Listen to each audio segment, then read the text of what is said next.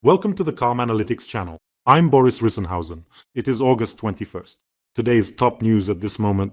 This morning, Ukrainian drones reached the Russian city of Perm. The Lukoil Perm Nefteoxyntez refinery, one of Russia's largest oil refineries, is on fire. It has a capacity of a staggering 13 million tons of oil per year. Until now, the plant produced gasoline, diesel, aviation fuel, oils, and other petroleum products. It is 1,600 kilometers from Ukraine. That is a huge distance.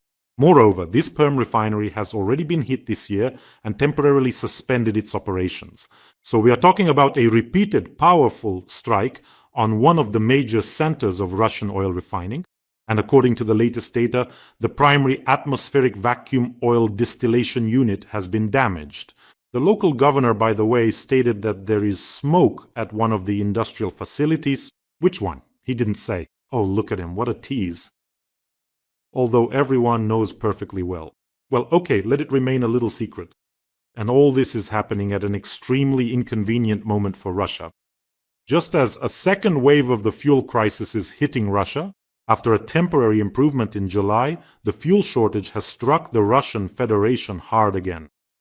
And according to data from an app that tracks fuel availability at Russian gas stations, at the moment, gasoline or diesel were reported as available at only 28% of stations. That is, a week earlier it was at 41%. You see how diesel and gasoline are disappearing from gas stations. Particularly serious problems are being recorded in the Orenburg-Lipetsk, Tver, Oryol, Volgograd, Rostov, and Samara regions, the Krasnodar territory, the Krasnoyarsk, Zabaikalsky, and Primorsky territories, as well as in Tatarstan, Tuva, and Khakassia. In the next episode, it will probably be easier to list the places where a shortage is not being recorded. The disruptions have reached Moscow, the Moscow region, and St. Petersburg. There are queues again and restrictions on the amount of fuel you can pump. Well, in the regions, it's going to get even tougher in the regions now, because traditionally they've started redirecting fuel to Moscow. Well, after all, according to the Russian government, that's where people live. There is no life beyond the MCAD. The Zamkadishi, people living outside the Moscow Ring Road, will somehow manage without fuel. In just 1 week, gasoline prices went up in 40 regions at once. And here's some news on top of that. Some Lukoil gas stations in Moscow have stopped serving customers due to critically low gasoline stocks. But Putin said everything is fine. He said everything is great, there's enough for everyone, and there is no shortage. And the remaining fuel at these gas stations, where there is critically little left, is reserved for officials, the police, and ambulances. Well, and let me remind you, just recently, a couple of days ago, Russia's Minister of Energy Sergei Tsivilev, who is also the husband of Putin's first cousin once removed, when asked when the gasoline would return, answered with a little smile, like the one Putin had when he said, "It sank." So Tsivilev answered the question of when gasoline would return with a smile, saying that he drives a diesel and has no problems. And he just smiled like that and walked on. There will be gasoline for officials and security forces. Well, and what is Putin doing at this time? A wave of fuel crisis, a second one, even bigger and more serious, is sweeping over the Russian Federation. And what is Putin doing at this time? And at this time, Putin is opening a tomb. You see, a balding Lara Croft, an underground devil. That is, Putin was present at the opening of the tomb of Dmitry Donskoy, kissing the relics there. So in essence, he was kissing the bones of Dmitry Donskoy, who died how long ago? More than 600 years ago. This is not a joke. I mean, he actually arrived yesterday at the Archangel Cathedral of the Moscow Kremlin, participated in a prayer service, and venerated the relics of Dmitry Donskoy. The Russian Orthodox Church proposed an even better initiative. From the skeleton of Dmitry Donskoy, leave the man alone already, they separated several fragments from Dmitry Donskoy's skeleton and want to send them to the front, or have already sent them, so that the Russian occupiers could worship them there at the front. So Putin is present at the opening of the tomb, kisses the bones, and a part of this skeleton is sent to the front. What kind of rituals are these? What kind of bald necromancer visited the tomb? Some sort of sorcerer. I'll remind you, they have Lenin's unburied embalmed corpse lying in the mausoleum on Red Square. The very same man who, by the way, destroyed the church. And in Russia, they continue to erect monuments to Stalin, that is, to the very same man who destroyed millions of USSR citizens, let them rot in camps, and naturally had them executed. Stalin blew up churches and executed the clergy. Just last month, I checked when the monument was actually put up. Just last month, a new monument to Stalin was unveiled in Cherepovets. This monument is called Stalin and Metallurgist Ivan Bardin, and it's a full-length statue where Stalin is pointing the way to a bright future for the metallurgist. This is just beyond comment. This is the fourth monument to Stalin in this region alone that has been unveiled in the last 2 years. It must be some kind of national pastime, erecting monuments to one's executioners and hanging their portraits. Putin has killed off 1.5 million Russians. Let's hang Putin's portraits everywhere. To vote for him again. Not everyone, of course. That is precisely why the screws of repression are being tightened now. More and more dissatisfied people are appearing. But repression, and repression again. By the way, an important nuance. Why did they open the tomb? To show that Russian victories, Dmitry Donskoy, the Battle of Kulikovo, and so on and so forth. He liberated Rus from the Mongols, but there is one important nuance, a crucial one. Dmitry Donskoy did not liberate Rus from any Mongols. Dependence on the Golden Horde remained after the Battle of Kulikovo. That is, after this battle in 1382, Khan Toktamish burned Moscow to the ground, after which Dmitry Donskoy again recognized the authority of the Horde and continued paying tribute. But Russian propaganda prefers not to talk about this. By the way, friends, don't forget to subscribe to this channel. It is important. You can do it right now.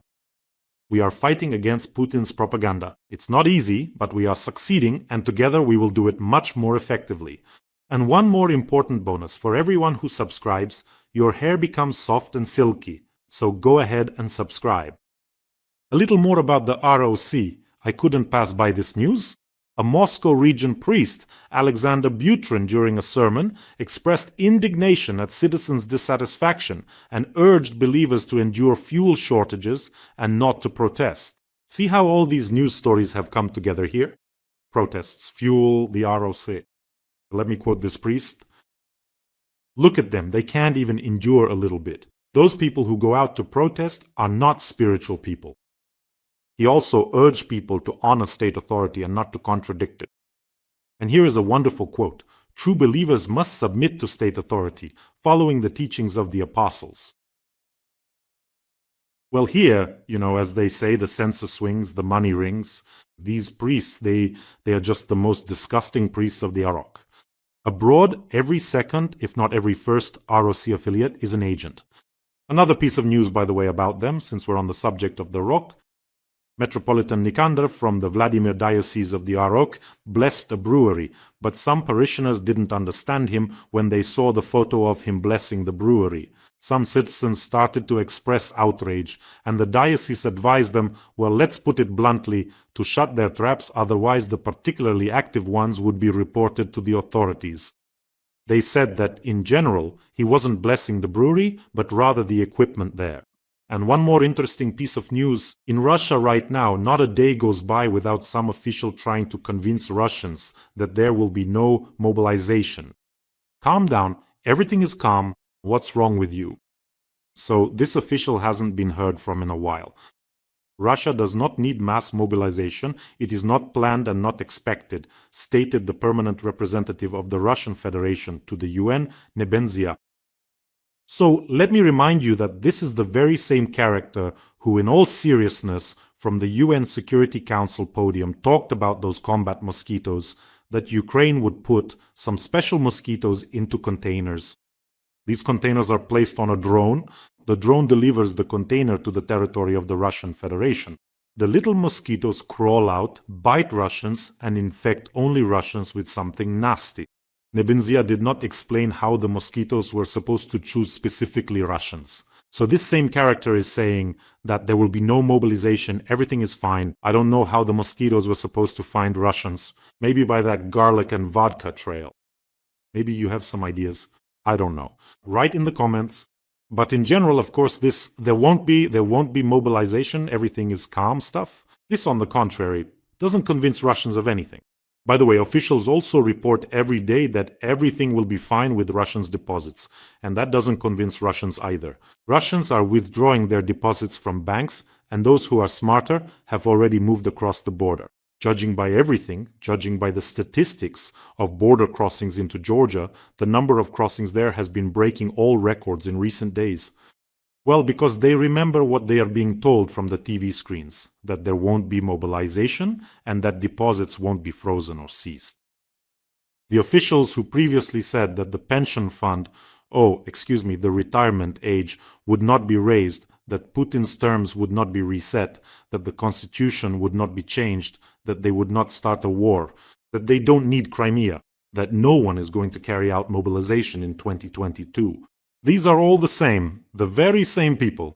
Well, and Ukraine and Ukrainians are performing an incredible feat for years now, holding back a giant armada of ghouls that for some reason wants to seize a piece of someone else's land. Moreover, Ukraine is also winning back its own land. In every episode, we have an important fundraiser for the defense forces of Ukraine. Today, we are continuing our fundraiser for EcoFlow charging stations for the favorite unmanned systems battalion of the 107th Brigade. The battalion is carrying out combat missions in the Pokrovsk direction near Dobropilya, one of the hottest sectors. We are already at the finish line with this fundraiser. There is very little left to go. Please take a look at this video. Ми, військовослужбовці 2-го батальйону безпілотних систем «Фаворит», виконуємо бойові завдання по знищенню ворога на Покровському напрямку та в районі Добропілля. Звертаємось до Бориса Тисенгаузена та спільноти каналу Бориса з проханням допомогти закрити збір на придбання зарядних станцій для АКБ ударних дронів. Слава Україні! Героям слава! Let's help our warriors. The link to the fundraiser is in the description of this video. There is mono, private and PayPal available there. And there is also a QR code in the corner for those watching me on other channels. Just a little bit more, about 10% of the fundraiser left to go. Let's push a little harder. And in every episode, I say a special thank you to you. You are all simply incredible, everyone who supports Ukraine and supports our warriors. Thank you so much. One more piece of news, or rather a statement. In my opinion, old man Kabayev has been heavily injected with Botox, his sense of grandeur has flared up in his backside with triple the force, and he has made another statement about great grandeur. Russia is the only country in the world that possesses competencies across the entire nuclear energy chain, it stated. Again, great grandeur, again the only one, again the unique one, again there are no analogues. Seriously? The only one? Well, at the very least, France, India and China also have a full cycle across the entire nuclear energy chain. And the main thing that Putin is so proud of today was not created under Putin at all.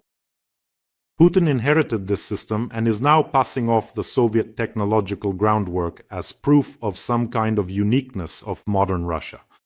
And the Soviet Union, I remind you, where all this was produced and created, was 15 republics, and in essence all these republics worked for the center. Resources, industry, and scientific personnel were utilized from all the republics. Why have you monopolized everything? The Soviet nuclear complex was not built by Russia alone, nor by Russia exclusively. Ukrainian scientists, there was a powerful scientific center in Kharkiv, the Kharkiv Institute of Physics and Technology, and uranium from Kazakhstan and Uzbekistan. That is, after the collapse of the USSR, Moscow simply inherited a significant part of this system. Now it presents the collective Soviet heritage as exclusively Russian achievements. What do you have to do with this, Putin? And most importantly, you know what? When Ukraine gave up its nuclear weapons, Russia took a part of those nuclear weapons. Ukraine handed them over under guarantees not to violate its sovereignty. And now Putin is occupying Ukrainian lands, threatening with nuclear weapons if Russia suddenly starts losing this war. I don't think history has ever known a more vile, despicable, and deceitful piece of scum.